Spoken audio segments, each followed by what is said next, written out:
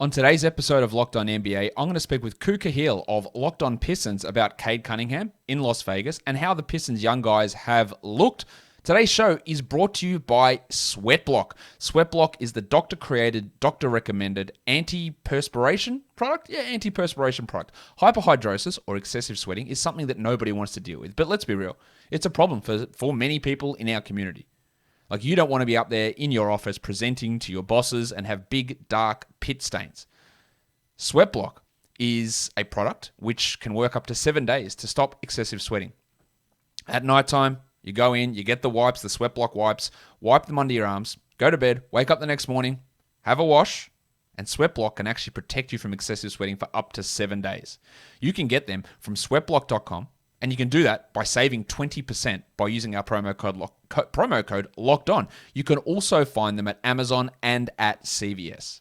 This is a problem that many people have to deal with, but you don't have to deal with this or suffer through this problem any longer because SweatBlock is the answer to what you need. So get it today, 20% off sweatblock.com by using the promo code Locked On or at Amazon or at CVS. General managers in the NBA, they'll often have to ask the right questions to find the right players. Do they have ice in their veins? And when you're hiring, you can use Indeed assessments to help make sure you find candidates with the skills that you need. When hiring gets hard, you need Indeed, the job site that makes hiring incredibly simple. Just attract, interview, and hire. In fact, with Indeed, you can do all of your hiring in one place, even interviewing. With Indeed assessments, you can choose from 135 skills tests to help make sure you're finding applications from people with the skills that you need. Try again. According to Talent Nest, Indeed delivers 4 times more hires than all other job sites combined. Join more than 3 million businesses worldwide that use Indeed to hire great talent fast. Get started right now with a $75 sponsored job credit to upgrade your job post at Indeed.com/lockedon. Get a $75 credit at Indeed.com/lockedon. Indeed.com/lockedon. Offer valid through September 30th. Terms and conditions apply. So let's bring him in now. The host of the Locked On Pistons podcast, Khahil, is here with me. The Pistons, obviously, with the number 1 pick in the NBA draft. Cade Cunningham played some games in Vegas. I believe he's done now. Missed the last game for coach's decision. How did you see Cade's, professional debut here in Vegas in those 3 games? He averaged almost 19 points, 6 rebounds. He hit 4 threes per game. There were some who were maybe a little underwhelmed with some of Cade's performances, but how did you view his debut in a Pistons uniform? I think we were all pretty cool with it. I feel like, especially in Summer League, it's more like tailor-made for players like Jalen Green, who are going to go out there and really can just like ISO score and going to take over, and more athletically, you can like really show just how much more athletic NBA players are to guys that just aren't in the NBA. Someone like Cade, he's there to like make players better. That's kind of like the big reason why he was taken over Jalen Green for the Pistons. And there was a lot of times, especially in the first 2 games at the Pistons. I believe there was one game, actually, the second game, the Pistons just shot, I believe, 3 of 25 or something like that from beyond the arc outside of Cade. And he easily probably could have had like 8 or 9 assists a couple times if guys could just hit shots. But yeah, I think he looked pretty good defensively. Off ball, he's a pest. Him and Killian Hayes look like they're going to be really like annoying to deal with on defense. Off ball, more point of attack, they struggle a little bit. Looks like that's something they need to work on. But off ball, getting around screens, they look like they're pretty good at. So definitely a pest in the backcourt defensively, and offensively, he showcased how good of a shooter he is from outside. One area I think he needs to improve on, and it's not that big of a deal. I feel like all young guys have to, obviously, just get a little stronger. He got pushed off his spot a few times and kind of made him lose his handle. But that's not a big deal. He's 19 and he's pretty scrawny right now. So, I mean, everyone has to get stronger. But outside of that, I think he looked pretty good. Yeah, I heard that he'd lost quite a bit of weight over the period, from finishing the college season through this time now, and I thought I heard that his weight was down to under 200 pounds. So I guess that's something he needs to work on and get that strength back up. The assist thing is something I was going to talk to you about, because he only averaged 2.3 assists, which is 7 assists through the 3 games. But I think that's a problem that was an issue with his numbers at Oklahoma State as well, is the teammates didn't make shots. It wasn't that he wasn't creating good looks for them, It was more that they just weren't going in for his teammates. Yeah, I think it was the same thing in Summer League as well. Like the first game, Pistons fans actually got Tyler Cook's name to trend on Twitter after the first game, because he was dropping multiple lobs. He dropped a couple outlet passes Cade got to him. he was just dropping everything. It was really bad. He was giving like his best Don Maker impression that he could on that first game. And then outside of that, like guys just couldn't shoot from deep. They were missing every shot from downtown. Even like the second and third game, I believe Sadiq Bey also didn't shoot that well either. So when he's like your main 3-point shooter and he's not even shooting well, it's going to be a struggle. So, but yeah, like you said, I think him and Killian Hayes both of them create really good looks. Killian probably a little better right now. Killian's really good at that. But Cade can create really good looks for guys. He did that in the summer league. Guys just weren't hitting shots. So the numbers, like you said, the numbers won't really show that part. But yeah, definitely he did a pretty good job of finding them. Just I think he needs to get stronger, like you said. That part, I think it kind of, and especially in pick and roll, it kind of knocked him off a little bit, especially on some passes.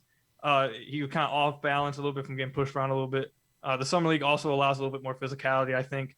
But either way, I think he did a pretty good job in his role and finding guys. Just needs to get a little stronger. Yeah, you mentioned that. Killian Hayes shot 18% from three. Sadiq Bey shot 24% from three. So, like, those numbers, you would hope, they're going to go up in the regular season. Cade amazingly took 9 threes a game during those 3 games that he played, hit 50% of his threes. And he is a really good shooter, probably not that level of shooter, but good to see him getting those threes up, high volume there, good scoring, really good defensive numbers as well. But I have heard some people criticize the fit between Killian Hayes and Cade Cunningham. So, they can't work together. I absolutely do not subscribe to that theory. But can you see any relevance to that? Can you see any reason why people will be saying that from watching those two play together in these 3 games that they play together? See, I think you put something on at the end of that question that makes it like a little bit funny. From watching them, no. Yeah. If you were like not watching them and wanted to like make a base opinion off like, well, Killian's not that great of a shooter, so how's that really going to work? Then yes, I can understand how someone could come to that conclusion. But if you watch them, I don't really, and even before like watching them, I never really had like much of a worry about it at all. I actually think they were going to be a pretty good fit together. This is why, because the Pistons, specifically Dwayne Casey, loves to have multiple ball handlers on the floor that can create for themselves and others, and both of them can do that. Killian, I know his percentages from the field probably don't look that great in summer league, but he showed some real improvements explosion-wise, getting to his spots. Pretty much everything in underneath or not underneath, between the 3-point line and the basket, he was pretty good at. It was just beyond the 3-point line. He was struggling a little bit still in the summer league. But outside of that, like I said, on defense, they're both like pretty pesty, both long, big guys, and really were frustrating a lot of guys on the defensive end. Obviously, I'd like to see if that translates to NBA talent. I think it somewhat will. But defensively, I think they're really good together. And offensively, in the summer league, the Pistons went the route of, and I kind of talked about this in the podcast too, like, I'm going to mention Jalen Green, and it's not because I don't like Jalen Green. It's simply because, like, that's going to be the guy that's going to get compared to him nonstop. So, like, Jalen Green with the Houston Rockets, at least when I watched them, they were doing more of, like, here you go, Jalen, you score, go do your thing, just, like, do what makes you best. And the Pistons took more of a route, and I think it's because they have 3 of their current 5 starters for the regular season on their summer league team, of doing more things like trying to get them adjusted, ready for the regular season, try to work out some kinks, try and make them gel together, of some things they're going to be doing during the regular season. So, like, you saw a lot of Cade and Killian both off ball with Saban Lee running up the point. That's because they know they're going to have to play off ball. One of Killian Hayes or Cade are going to have to play off ball sometimes. Like, Killian's bringing it up or Cade's bringing it up. One of them is going to have to learn how to play off ball. So they put them in a lot of those situations. Like, you did not see, I think Cade started to pick up a little bit more with the ball in his hands towards the end, but Killian definitely spent a lot of time off ball. They both were trying to get adjusted to that. There's a lot of times when they both just weren't really featured in the offense either. It's more so the summer league. They're just trying to get these guys adjusted to what could happen during the season when they're both on the floor together. So outside of that, I think if you looked at other scenarios where they actually did have the ball in their hands, there was one pretty play this last game they played together where Cade drove, kicked out to Killian. Killian gave a guy a crossover and then kicked back out to a relocating Cade Cunningham who hit a 3. Like, I think their chemistry is already pretty good, and Cade talks very, very highly of Killian after games. But yeah, I don't really worry about their fit. I'm actually pretty high on it. Last question for you, Koo, before you go. Luka Garza. A lot of hype I'm seeing for him on Twitter. At this point, he's not even on the Pistons roster. He hasn't signed a contract. They have 16 guaranteed contracts at the moment. They do have a 2-way spot open. But do you think he's an NBA player? And do you think he will get that 2-way slot, or will they find an extra position for him on the roster as it currently stands? Luka Garza is kind of a fun topic because I think he's going to get a 2-way contract from the Pistons. He might get a roster spot, but I think he's going to end up with one of the 2-way contracts. He's a fun player or interesting player, I guess, because before Summer League, I guess he's a perfect type of player you'd expect to go and dominate in Summer League. Like he's one of those guys you'd expect to like, he's going to dominate offensively because he's just more talented and stronger than a lot of guys in the Summer League. And they're not really going to take advantage of how horrible he is defensively, even though they did kind of do that in the first game. It was pretty bad. But they're not going to scheme that kind of thing in Summer League, and he's going to be able to physically outmatch a lot of guys in Summer League.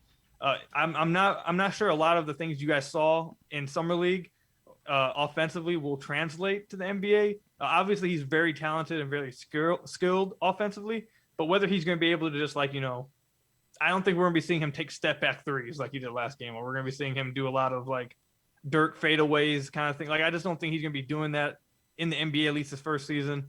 And really, for him to become an NBA player, I don't see a route for him becoming a passable defender. He's going to have to be like otherworldly offensively to make up for his defense.